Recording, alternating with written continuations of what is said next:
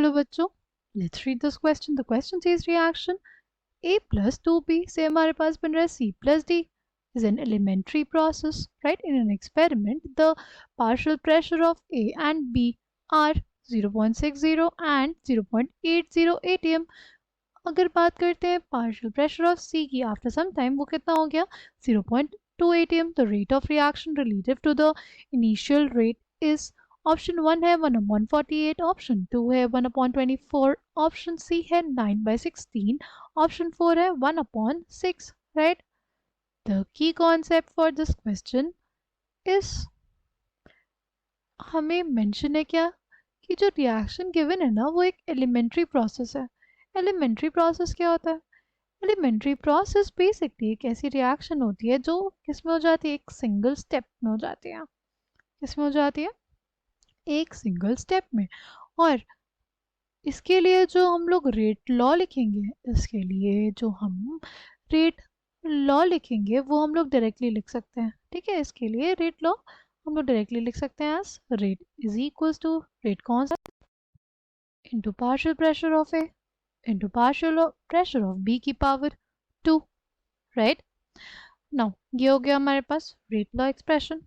ठीक, अगर बात करें इनिशियल रेट की तो वो हमारे पास क्या हो जाएगा, के इंटू 0.60 इंटू 0.80 की पावर 2. ये इनिशियल रेट हो गया हमारे पास. अगर हमारे पास देखें, हमारे पास सी गैसेस है, डी गैसेस है. ठीक, now time T is equals to 0 पे क्या हो जाएगा, time T is equals to 0 पे जो पार्शियल प्रेशर है कितना हो जाएगा 0.60. ये कितना था 0.80 था. ये तो उस समय फॉर्म ही नहीं हुए थे. आफ्टर सम टाइम टी इसका कुछ अमाउंट कम हुआ हमारे पास, सपोज एक्स अमाउंट कम हो गया. तो अगर इसका एक्स अमाउंट खत्म होगा तो इसका 2x अमाउंट खत्म होगा, क्योंकि इसके 1 मोल से इसके 2 मोल रिएक्ट कर रहे थे. अगर इसके x मोल्स खत्म होंगे तो इसके 2x मोल्स खत्म होंगे. और अगर x मोल खत्म होंगे तो x ही अमाउंट हमारे पास रिफ्लेक्ट होगा हमारे प्रोडक्ट्स का. हमें पार्शियल प्रेशर ऑफ सी कितना दे दिया 0.2 atm, यानी x की वैल्यू में दे दिया 0.2 atm. तो क्या आ जाएगा हमारे पास टाइम t पे a का पार्शियल प्रेशर 0.4 atm और इसका कितना आ जाएगा, इसका भी हमारे पास आ जाएगा 0.4 atm. ठीक है, अब अगर हमें निकालना है R2, अगर हमें निकालना है रेट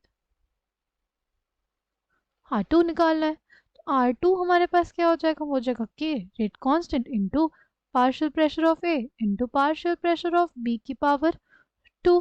ठीक, ये हमारे पास हो जाएगा के into partial pressure of A 0.4 to 0.4 into 0.4. ठीक, अब हमें निकालना है R2 बाय R1. वो कितना हो जाएगा हमारे पास, हो जाएगा के इंटू 0.4 इंटू 0.4, ऐसे लिख ले इसको. ठीक, रेट कांस्टेंट 0.6 इंटू 0.8 इंटू 0.8.